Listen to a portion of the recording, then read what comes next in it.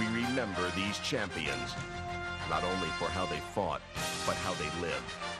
Their stories are cemented in time. A rowdy young nation made him its first sports hero. John L.Sullivan backed up his boasts with iron fists. In a life scattered with pain, in a storm of prejudice, Jack Johnson never relinquished his pride. He was a violent athlete who did not know compromise. But in life, Jack Dempsey was a man of so much charm. This quiet force for change, with his dignity and determination, Joe Louis turned an insensitive nation suddenly colorblind. There was, it seemed, little method in his ring madness. But Rocky Marciano was from a place where substance ruled over style. He made the sport a ballet. Muhammad Ali put a human face on a brutal game. We take a look at boxing's legendary heavyweights as they have never been seen before.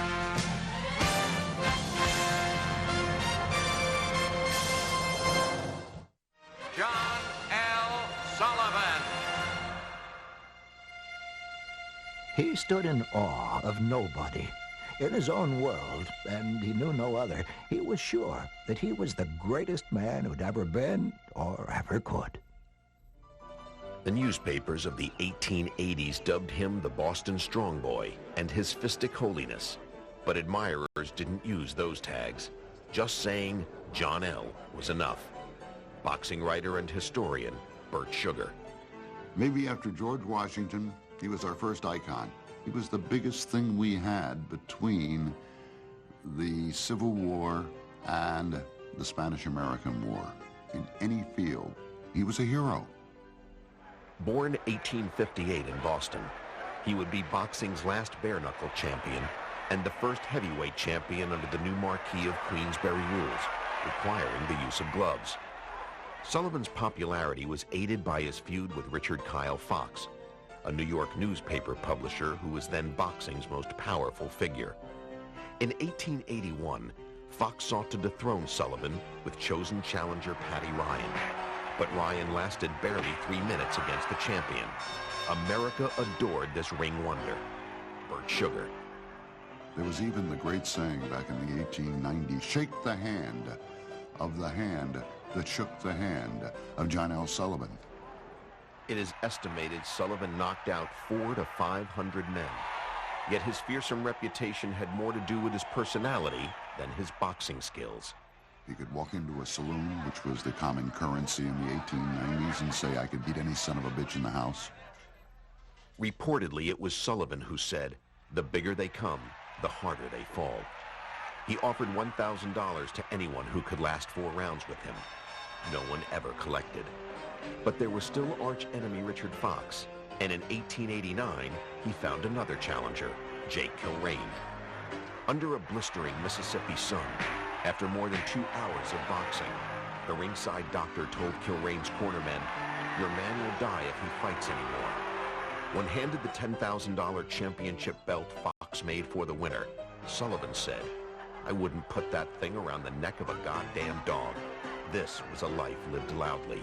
Historian Hank Kaplan. In those days, if you can go to a tap room and guzzle down a quart of whiskey one day and then fight the next day, some people thought that was great. And this is the kind of an image that he developed, that he could drink like hell and fight like hell. As vicious as Sullivan could be, he nonetheless detested bare-knuckle fighting. By preferring gloves, he inadvertently helped boxing. Writer-historian Jack Fisk.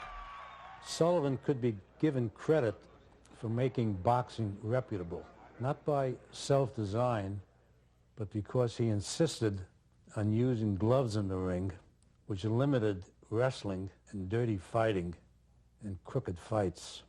Boxing soon became legal in a lot of states where it was previously outlawed. In 1892, age 34, unfit and withered by drink, Sullivan met Gentleman Jim Corbett and was knocked out, the only knockout and only defeat of his career. The words of writer W.W. Naughton. Now the crowd was strangely silent. Though their appreciation of Corbett's accomplishment was unmistakable, it was a catastrophe, a national calamity. The defeat of the Boston Strong Boy, a man born to be champion. In 1902, Sullivan filed for bankruptcy, listing debts totaling $2,658. His only asset, the clothes on his back. 16 years later, John L. was dead. Hank Kaplan. It was an emotional funeral service, because this guy was bigger than life. It was tough for a lot of people to believe that they were losing John L.Sullivan. On the bitterly cold day Sullivan was buried, dynamite was used to break the frozen earth. Former opponent Jake Kilrain was heard to whisper, just as John would have liked it.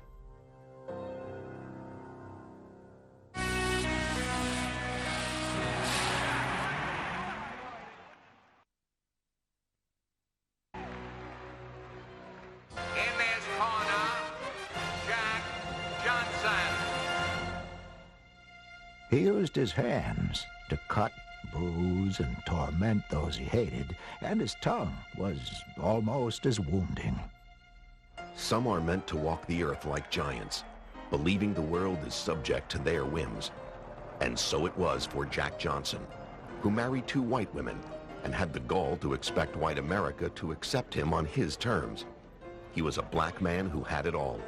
He was the trickle that would become a waterfall, a brazen pathfinder, his audacity displayed with a wide smile. Writer-historian Bert Sugar.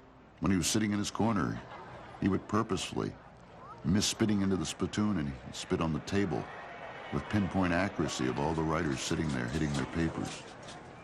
He loved crossing the color line. He loved doing outrageous things. Jack Johnson loved to be Jack Johnson. It was the wrong time, but he didn't care.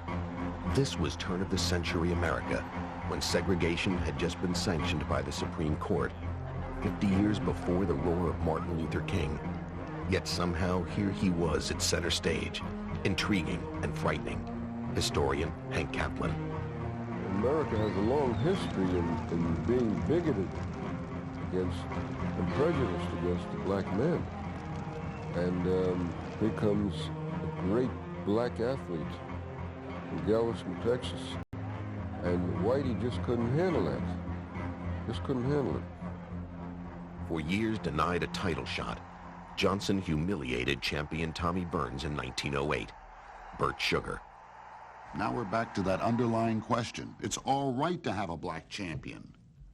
As a middleweight, a welterweight, a lightweight, heavyweight champion. All of a sudden, Jack Johnson meant that the white man's burden had become the white man's master.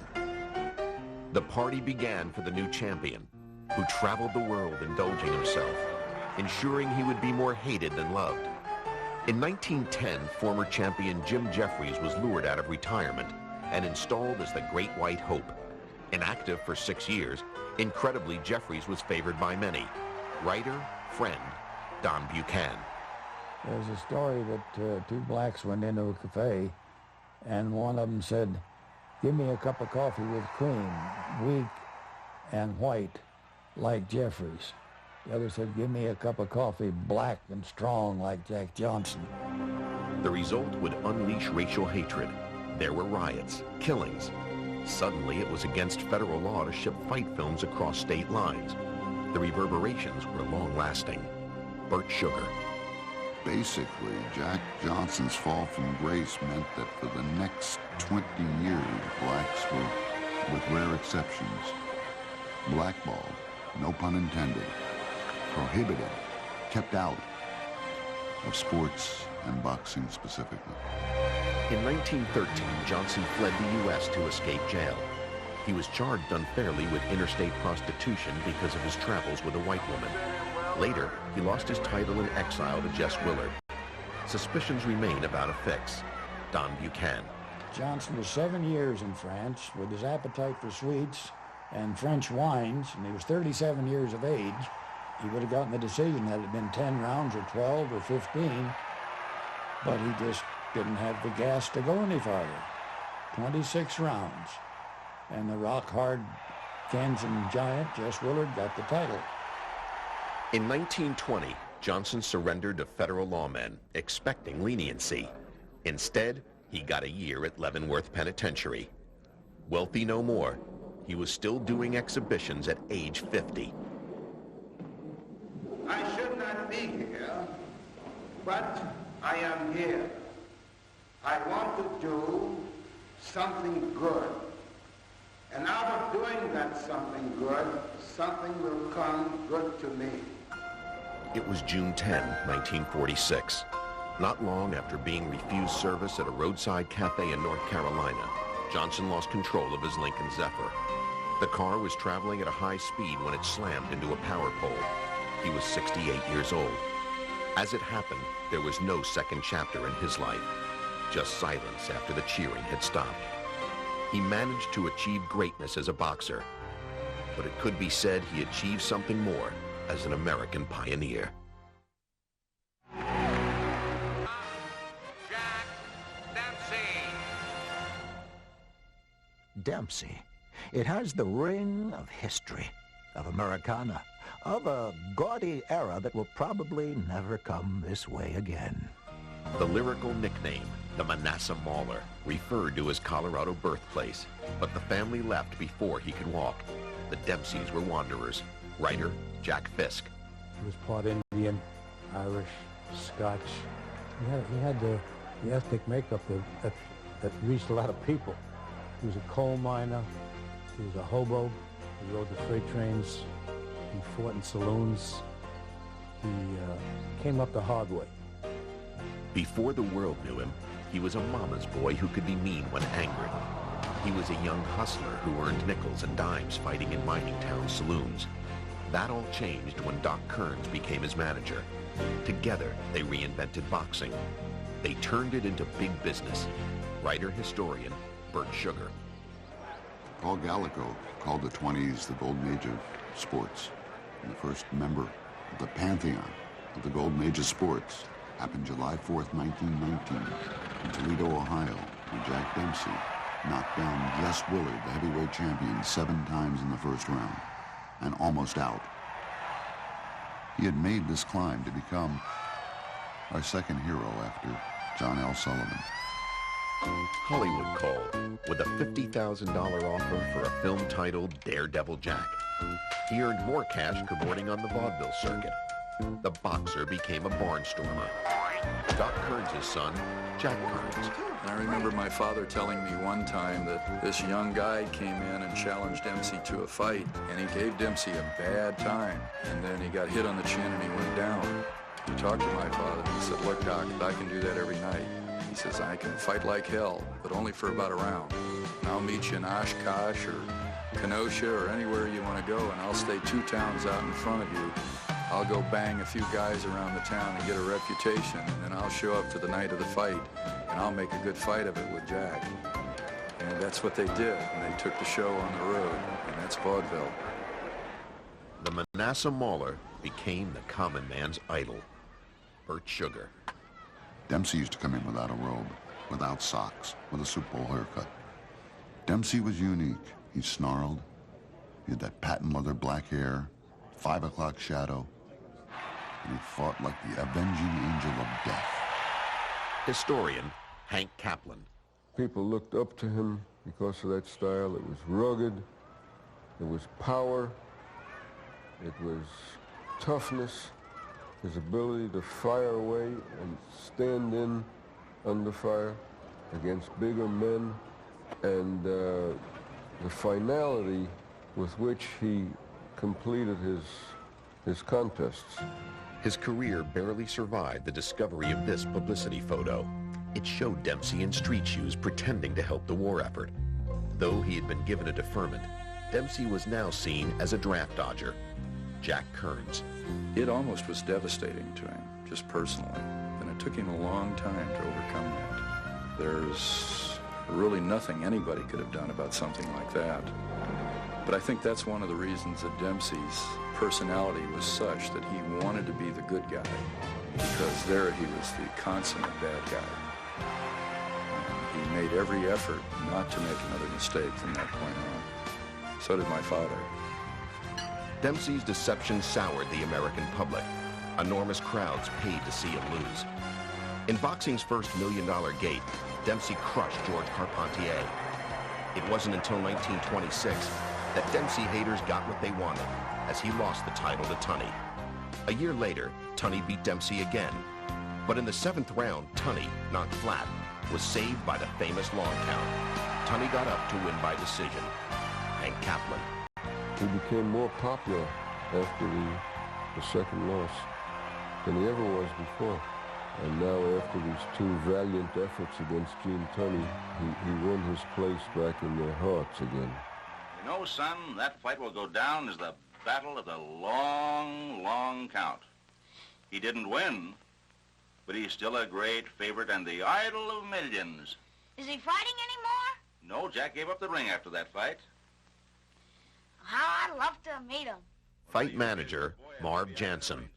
He was my idol. In fact, I told the kids that he was my dad, and they wouldn't believe me. I had to beat up on several of them to make sure that they believed that I could have been Jack Dempsey's kid. The unpopular champion became a popular ex-champion. His restaurant on Broadway became a New York City landmark where he dispensed autographs and kind words. And he used his celebrity to help those who couldn't help themselves. Dempsey died a folk hero in 1983. Jack Kearns. I think the thing that made Jack Dempsey the larger-than-life character is the same thing that made Babe Ruth, the same thing that made a Ty Cobb. I think it's the same thing that made a Franklin Delano Roosevelt. I think it's just that they were meant to be. They're that charismatic person. In Dempsey's case, I think he grew into it. He discovered it was there for him, and he accepted it, and he developed it. And he had a combination of being with the most colorful boxing manager in the history of boxing. Burt Sugar. In a day and age when Jack Dempsey was one of the have-nots, he turned into one of the most caring haves in the history of the world, let alone sports. In this corner, Joe Louis. He is a credit to his race, the human race. My name is Joe Lewis, 20 years old, 6 feet 1. We're 195 pounds over win 10 from the The grandson of slaves. So poor once he had no shoes for school. Joe Louis, an unlikely American story, would reshape his world.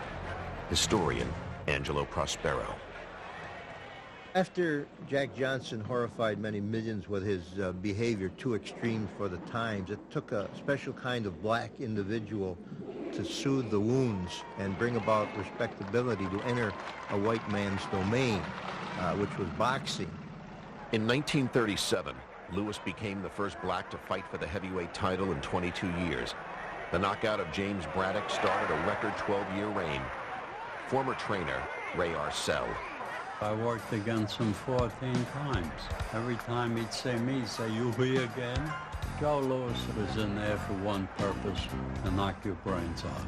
And he did. And you learned from him. You saw things there that you couldn't believe a guy would do. But he did it. And he had the uncanny ability to be able to knock you out with a jab. He could punch. He had power. I hated to see him lose, even though he was fighting my fighter.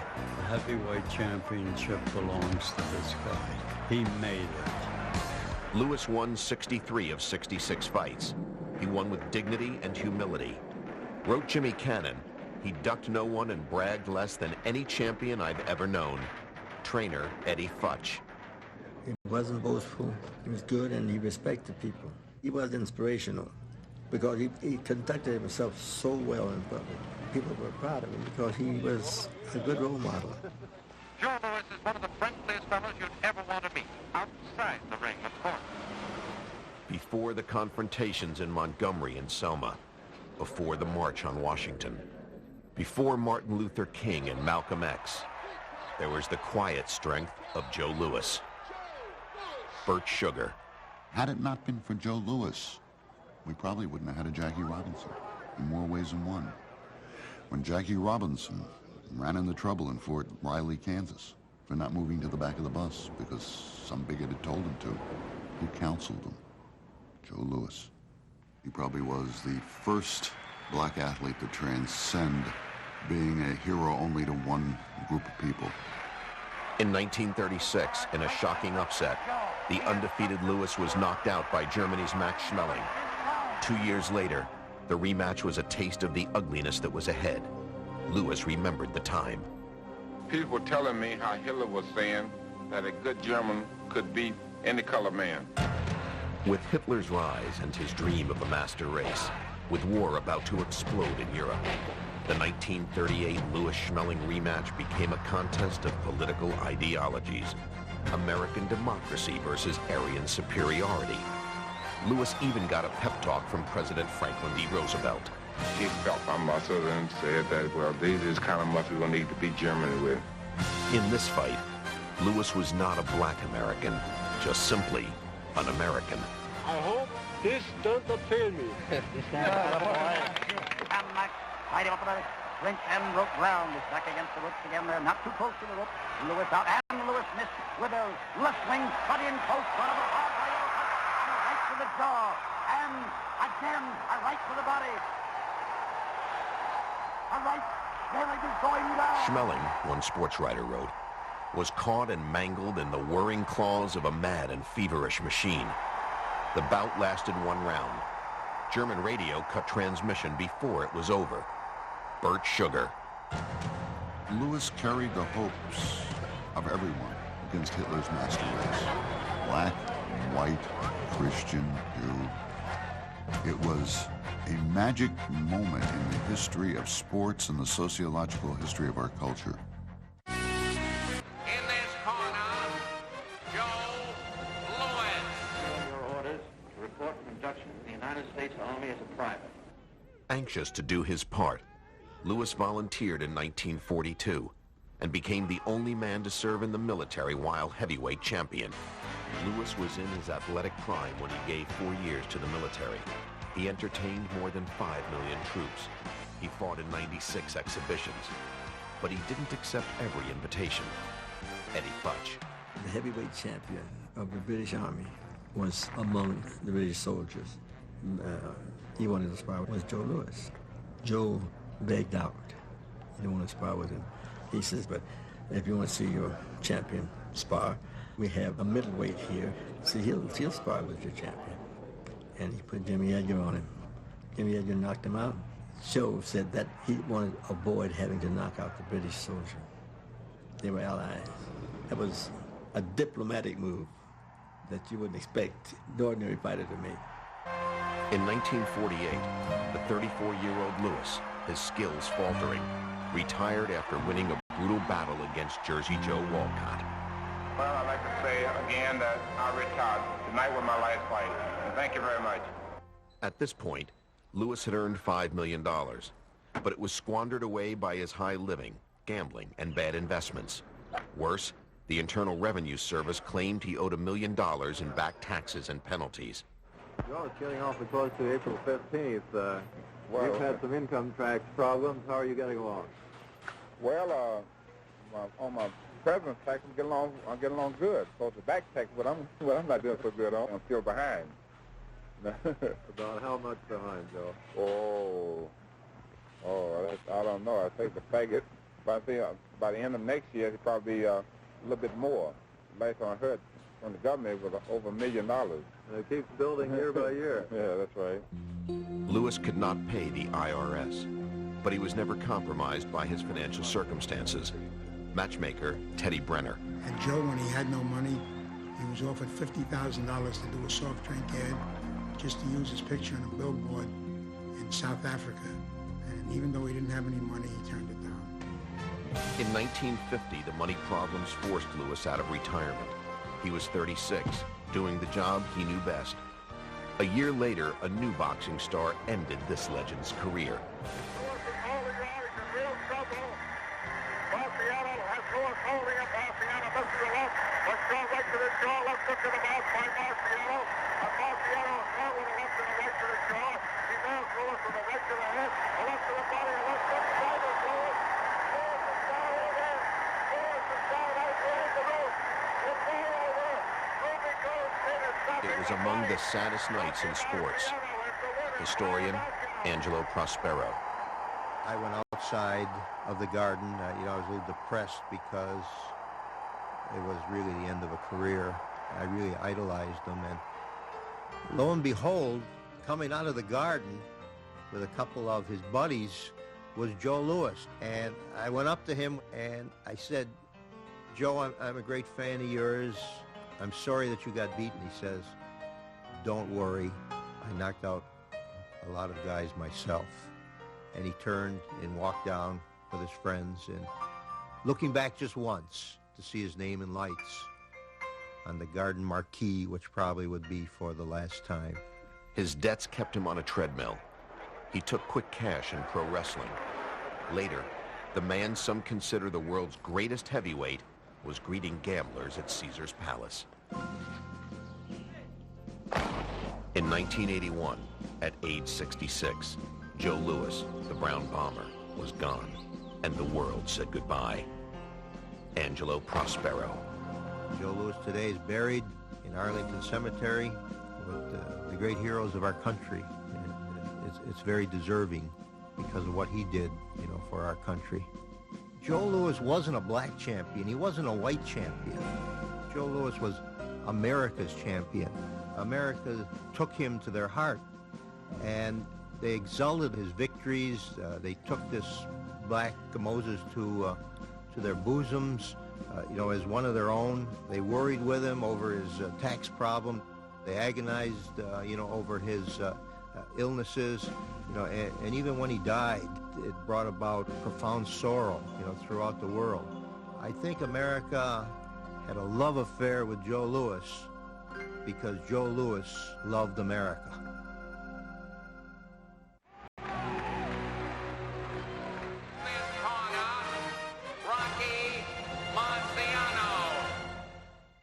He would bleed without protest and ache without complaint if he could be called champion. Obscurity was all he feared.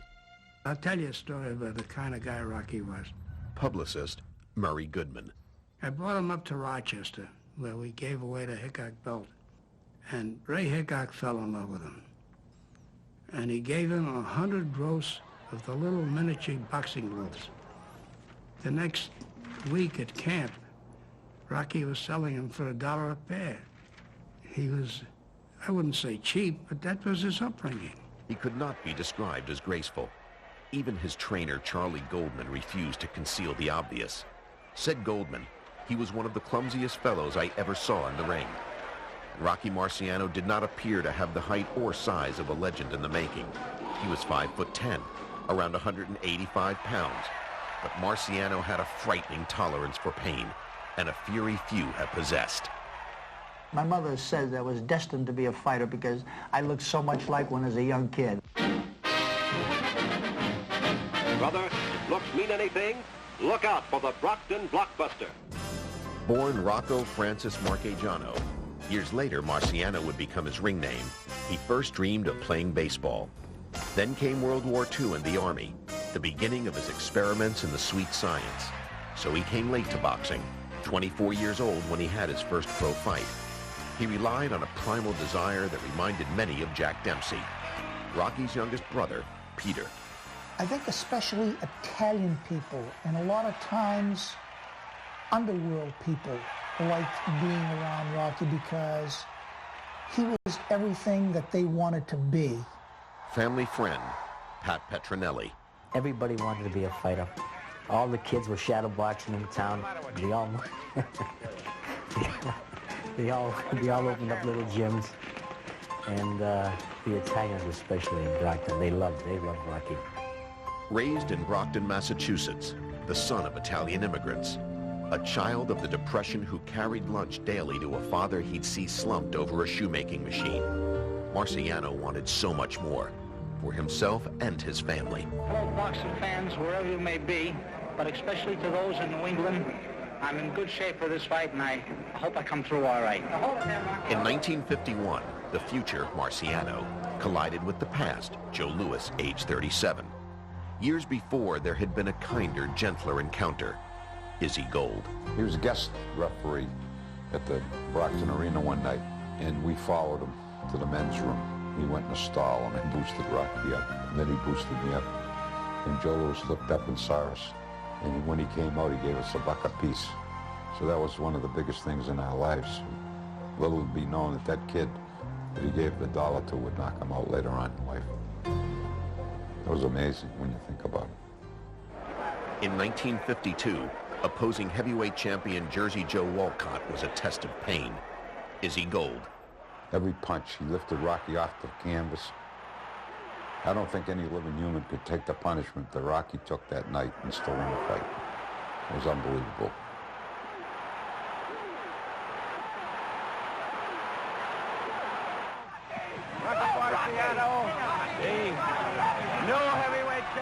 Historian Angelo Prospero.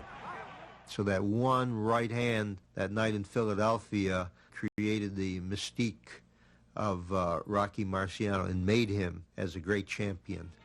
The shoetown had a new identity, and Brockton proudly celebrated its native son. Thousands of the city's working-class citizens had gambled it all on Marciano. Homes, cars, and bank accounts. This was their thank you. Pat Petronelli remembers the day. Here's a fellow that I'd gone to movies with, and all of a sudden, he's a giant. It didn't look real, and it didn't feel real. Here's my guy that I've known for years, my buddy, and here I'm screaming like everybody else. I said, what are they hollering at? All of a sudden, Rocky's little car come by us, and I jumped in and hollered as loud as everybody else. Hi, champ. Good luck, champ. Peter Marciano was in a parade car behind his brother. I honestly believe he would have been much more comfortable maybe walking down the street or maybe being one of the crowd waving to that famous person driving down the street in the open vehicle. Even as champion, it was said he had the grin of a shy fellow happy to be recognized.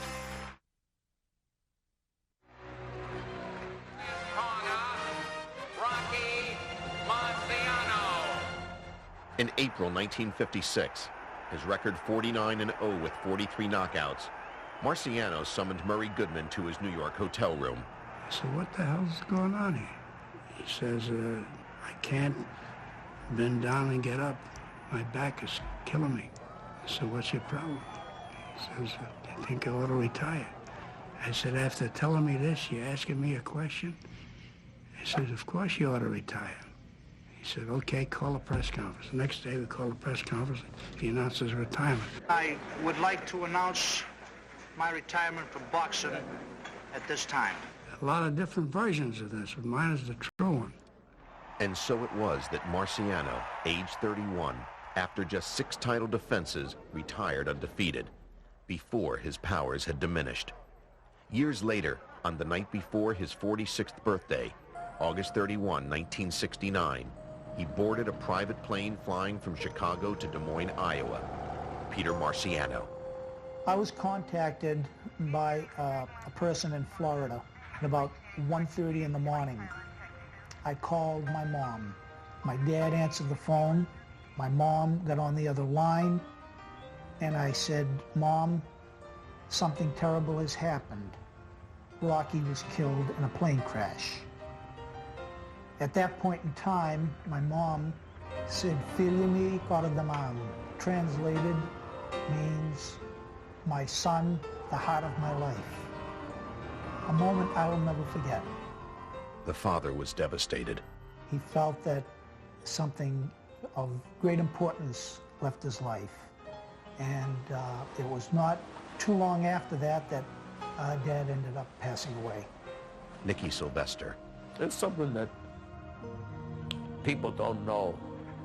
When Marciano got killed, he was decapitated, closed casket, and people never knew why.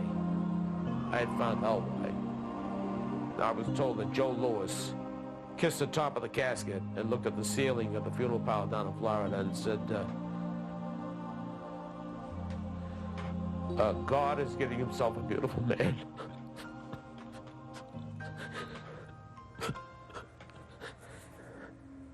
Amazing.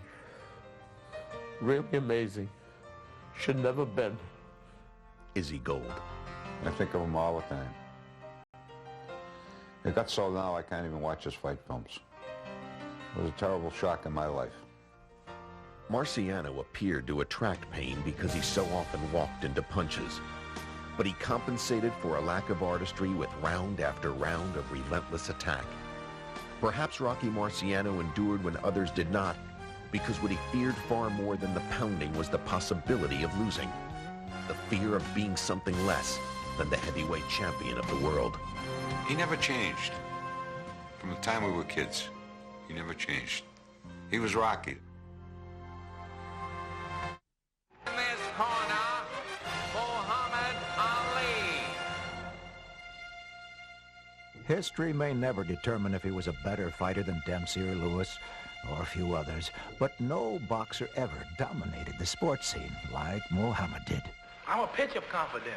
I'm the greatest thing. I'm the resurrect of the fight game. You are. If it wasn't for me, the whole thing would be dead. Quickly, he turned boxing upside down. Quickly, he became a spokesman for a rapidly changing society. But few messengers had this kind of appeal. We look at Miss World, we see white. We look at Miss Universe, we see white. Even Taj, the king of the jungle in back Africa, he's white. The boxing ring was always too small to contain the force of this personality. He became so much more than a gifted athlete. His following cut across every human category. He was loved by the old, and he was loved by the young. Ali's former business manager, Gene Kilroy. Muhammad Ali is an individual who always had time for the poor, the powerless, the depressed, the deprived. I remember one time at the training camp, a little boy came by, and Muhammad asked him, "Why are you wearing a skull cap? It's so warm out." And the kid took the hat off, and he was bald. He said, "I'm sick, and I'm going under chemotherapy." And Ali said, "What's wrong?" He said he had some type of cancer. And Ali said, "Well, you're going to be okay, and God will look out for you, and I'll pray for you." Well, about 2 months later, I got a call, and the boy's father said, "My son's in University of Pennsylvania Hospital, and it's just a matter of time." So Ali, the next morning, he and I drove down the Pennsylvania Turnpike, and when we walked in, the little boy was laying in the bed, and the little boy said, "Muhammad, I knew you would come to see me." He said, "Ali, I'm going to be with God, and I'm going to be able to tell him that I know you." He will be remembered for his boldness, for his elementary poetry, modern literature that was meant to make you laugh. Float like a butterfly and sting like a bee. Young man, run. Hit and run away and live to fight another day. Well, if you want to lose your money, then bet on Sunday. Muhammad was a lousy poet. Ali trainer, Angelo Dundee. But the thing is, it was different. It was unique coming from a fighter. In fact, the Poet Society wanted to meet him. No one ever got such enjoyment out of predicting future triumphs. This will be the greatest prediction in the history of all boxing. Not 4, not 6, but 5. I've never been wrong. I predicted round 8 to prove I'm great. Sonny Liston will be all mine in round 9. And we forgave his ridiculous audacity.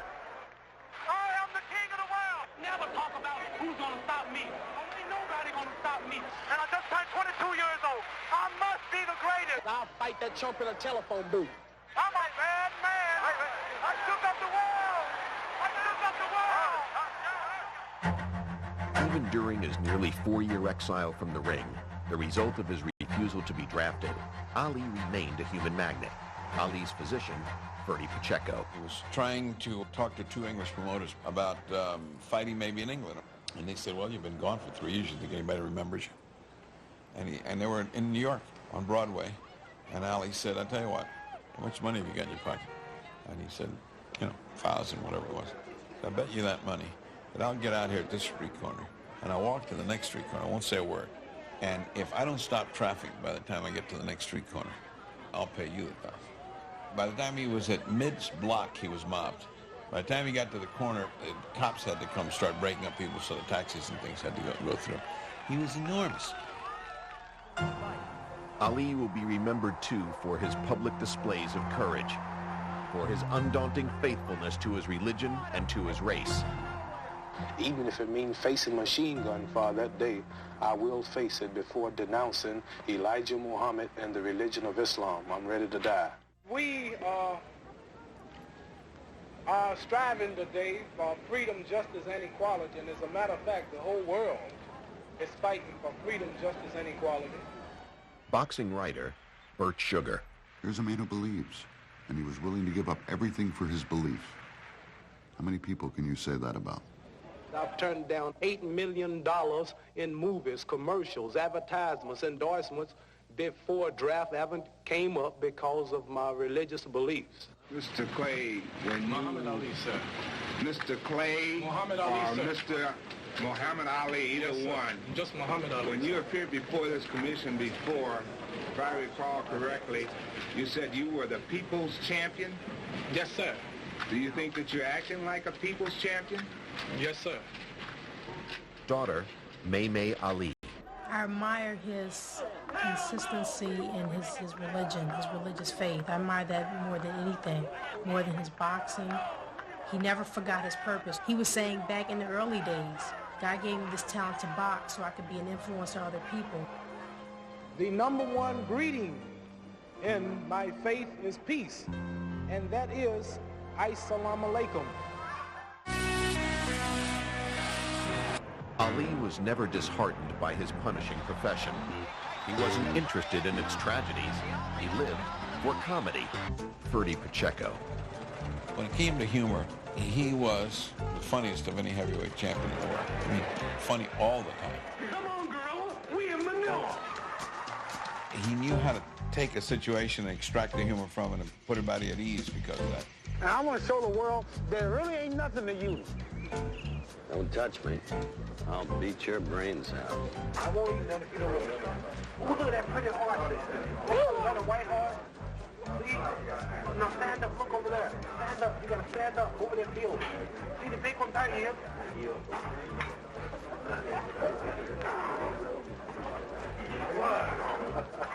Let's go. Television carried his image around the globe, and it is possible that no one, no head of state, no religious figure, has ever been as famous as this man, Gene Kilroy. When we were in Zaire, Africa, they didn't know about President Kennedy. They didn't know about Winston Churchill, but they knew Muhammad Ali.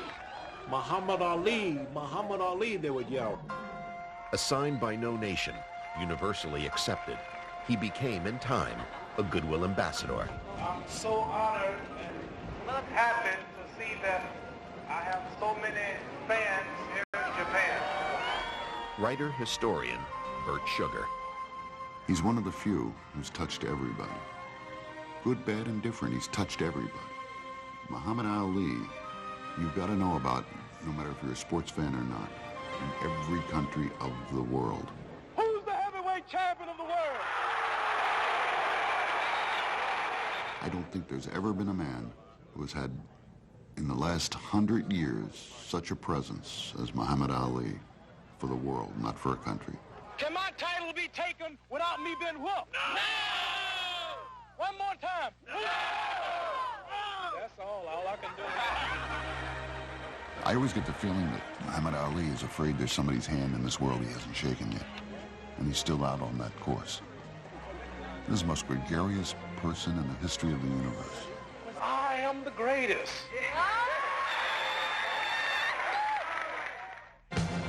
So many have witnessed his glories. So many have shared his defeats. And now we choose to relish what once was. Gene Kilroy. He tells me about his Parkinson's syndrome, and he said, Gene, it could have been worse. A lot of great people didn't even live to be 50. I'm 50 years old. I've done everything. I have no regrets about boxing. I have no regrets. We have traveled with Muhammad Ali on a journey that has been more delightful than sad. And the memories of this journey are too sharp to ever fade. Wrote Lee Montville, who made boxing his movable feast. Bert Sugar. What hurts today worse than I think anything is that those people, myself included, who've grown up with Ali, see him as an older man, which means we're older. So we blame his being old and our being old on him. And I think we should be more charitable to the man who gave us so much in his youth and kept us young so long. This is the legend of Cassius Clay, the most beautiful fighter in the world today. He talks a great deal and brags indeedy of a muscular punch that's incredibly speedy. The fistic world was dull and weary. With a champ like Liston, things had to be dreary. Then someone with color, someone with dash, brought fight fans a running with cash. This brash young boxer is something to see, and the heavyweight championship is his destiny. This kid fights great. He's got speed and endurance. But if you sign to fight him, increase your insurance. This kid's got a left. This kid's got a right. And if he hits you once, you're asleep for the night. And as you lie on the floor while the ref counts 10, you pray that you won't have to fight me again. For I am the man this poem is about, the next champ of the world, there isn't a doubt. Here I predict, and I know the score, I'll be champ of the world in 64. If Cassius says a mosquito could pull a plow, don't ask how, hitch him up.